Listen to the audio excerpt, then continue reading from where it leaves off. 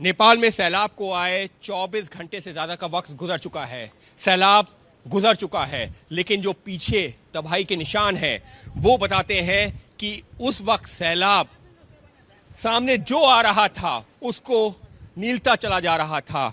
आपको मैं वो त्रिशूर नदी दिखा रहा हूं जिसमें ये सैलाब आया। देखिए यहाँ पर इस इलाके में कई सारे पुल बने हुए हैं, लेकिन पुलों की हालत क्या है। सामने एक ये हैंगिंग ब्रिज जिसको हम कह सकते हैं, लेकिन ये भी झूल चुका है। हैंगिंग ब्रिज वाकई में इस वक्त हैंगिंग ही नजर आ रहा है, क्योंकि अब इसका कोई इस्तेमाल नहीं कर सकता। इतना ही नहीं, पीछे तो एक पक्का पुल था, उसकी हालत देखिए क्या हालत बनी हुई है। वो एक पक्का पुल जो कि आधा कहाँ गया किसी को पता ही नहीं है, आधा बह गया ना। यहाँ कुछ स्थानीय लोग भी हैं। एक मिनट, हाँ क्या कह रहे थे? आधा ये 2 स्लैब गया, इधर से 3 स्लैब गया, 3 स्लेब चला गया। हाँ। और नीचे का वो झोलुंग पुल था, अच्छा, वो भी ऐसे हालत कर दिया। और ऐसे नीचे एक वो झोलुंग पुल था, हाँ। वो भी गया। हैंगिंग ब्रिज की बात कर रहे हैं कि झोलू पुल, यानी कि वो जो झूलते हुए जो पुल हैं वो सब तो चले ही गए। झूलते हुए पुल छोड़िए ललित, वही जो हम लोग अभी तस्वीरें दिखा रहे हैं कि वो तो पक्का पुल था। पक्का पुल कहाँ गया किसी को पता नहीं है।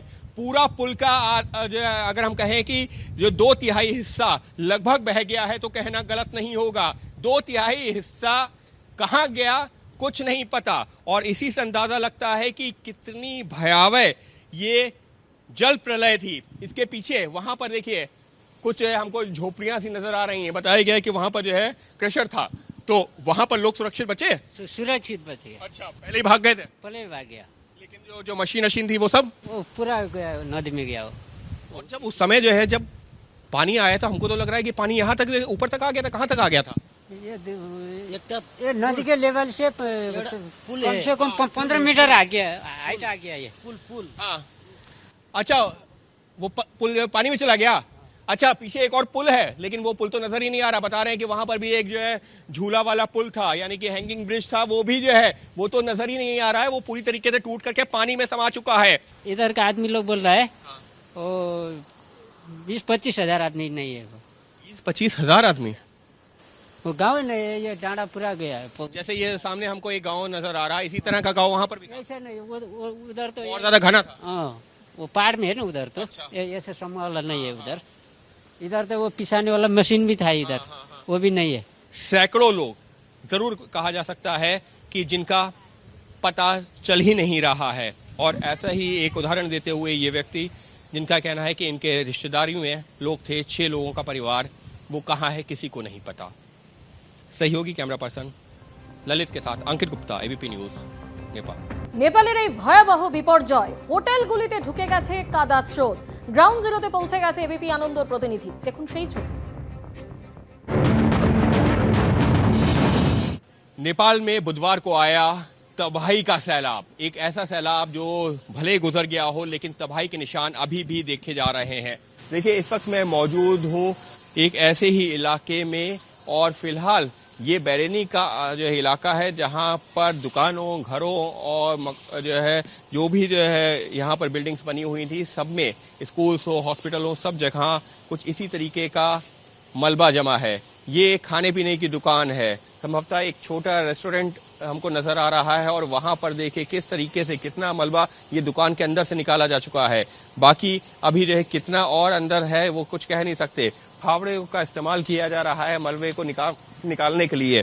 और ये देख सकते हैं कि किस तरीके से इस वक्त जो है जो दुकान में काम करने वाले हैं, दुकान के मालिक हैं, उनके परिवार के लोग इस वक्त जो है खोद करके, फावड़े का इस्तेमाल करके ये इस मलबे को खोद करके निकाल रहे हैं, क्योंकि जमीन से कई फुट ऊपर तक ये मलबा जो जमा हो गया था। और पहले तो दुकान का शटर खोल करके अंदर जाना, और उसके बाद में अब जो है उस सामान को निकाल करके, क्योंकि अब जो सामान दुकान के अंदर रखा था उसमें से अधिकतर सामान ऐसा है जो खराब हो गया है, वो खाने योग्य तो छोड़िए, इस्तेमाल करने लायक भी नहीं बचा है।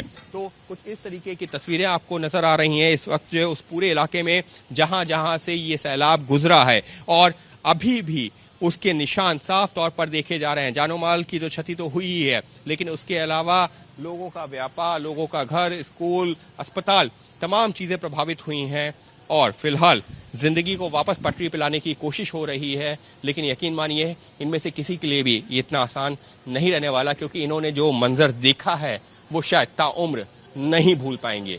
सहयोगी कैमरा पर्सन ललित के साथ अंकित गुप्ता, एबीपी न्यूज, नेपाल।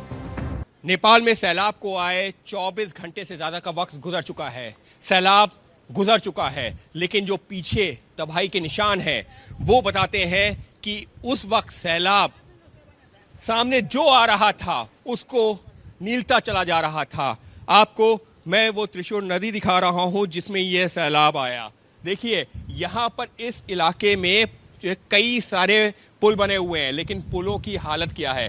सामने एक ये हैंगिंग ब्रिज जिसको हम कह सकते हैं, लेकिन ये भी झूल चुका है। हैंगिंग ब्रिज वाकई में इस वक्त हैंगिंग ही नजर आ रहा है, क्योंकि अब इसका कोई इस्तेमाल नहीं कर सकता। इतना ही नहीं, पीछे तो एक पक्का पुल था, उसकी हालत देखिए क्या हालत बनी हुई है। वो एक पक्का पुल जो कि आधा कहाँ गया किसी को पता ही नहीं है, आधा बह गया ना। यहाँ कुछ स्थानीय लोग भी हैं। एक मिनट, हाँ क्या कह रहे थे? आधा ये 2 स्लैब गया, इधर से 3 स्लैब गया, 3 स्लेब चला गया। हाँ। और नीचे का वो झोलुंग पुल था, अच्छा, वो भी ऐसे हालत कर दिया। और ऐसे नीचे एक वो झोलुंग पुल था, हाँ। वो भी गया। हैंगिंग ब्रिज की बात कर रहे हैं कि झोलू पुल, यानी कि वो जो झूलते हुए जो पुल हैं वो सब तो चले ही गए। झूलते हुए पुल छोड़िए ललित, वही जो हम लोग अभी तस्वीरें दिखा रहे हैं कि वो तो पक्का पुल था। पक्का पुल कहाँ गया किसी को पता नहीं है।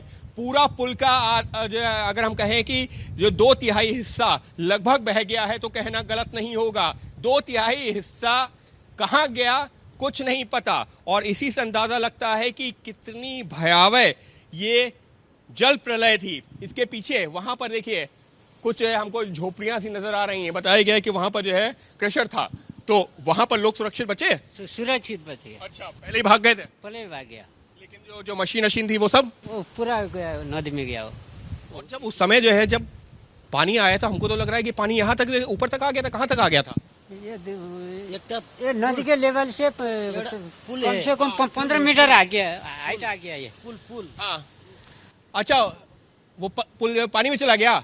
अच्छा, पीछे एक और पुल है, लेकिन वो पुल तो नजर ही नहीं आ रहा। बता रहे हैं कि वहां पर भी एक जो है झूला वाला पुल था, यानी कि हैंगिंग ब्रिज था, वो भी जो है वो तो नजर ही नहीं आ रहा है। वो पूरी तरीके से टूट करके पानी में समा चुका है। इधर का आदमी लोग बोल रहा है वो 20-25 हजार आदमी नहीं है, 20-25 हजार आदमी।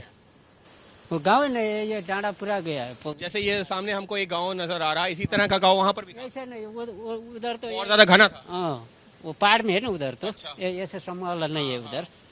इधर तो वो पिसाने वाला मशीन भी था इधर, वो भी नहीं है। सैकड़ों लोग जरूर कहा जा सकता है कि जिनका पता चल ही नहीं रहा है। और ऐसा ही एक उदाहरण देते हुए ये व्यक्ति, जिनका कहना है कि इनके रिश्तेदारियों में लोग थे, 6 लोगों का परिवार, वो कहाँ है किसी को नहीं पता।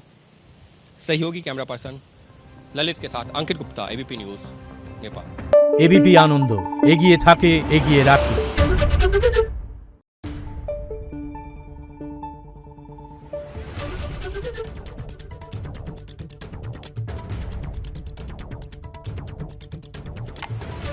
Thank you.